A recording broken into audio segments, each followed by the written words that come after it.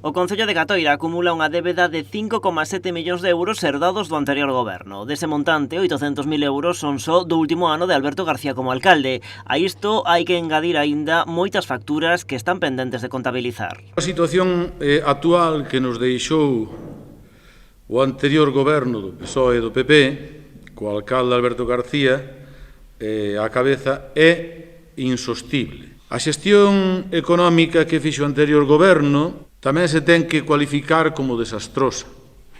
Podemos falar de ruína económica e de bancarrota. O nacionalista pon o foco na mala xestión do seu antecesor con despilfarros e obras faraónicas. Explica que dende xullo o Goberno Central está retendo xa o Concello case 31.000 euros ao mes das súas transferencias ao municipio, pero que agora a situación é límite. Facenda ameaza con intervir o Concello se non se toman medidas nos próximos 3 meses. Un informe contundente do Ministerio de Facenda advirte que ou adoptamos medidas para sanear as contas antes de fin de ano ou péchanos o Concello.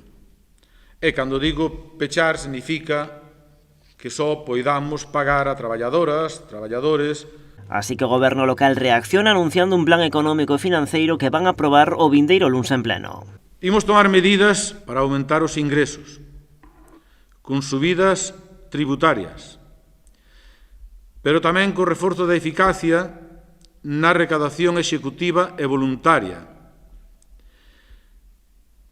Imos tomar medidas nos gastos. O plan contempla unha suba no IBI que pasa do 0,5 ao 0,6. O imposto de circulación súbese do 1,20 ao 1,5. O lixo pasará de 44 a 53 euros o semestre, mentres que o recibo trimestral de auga, sumidoiros e depuración subirá 8 euros ata os 59.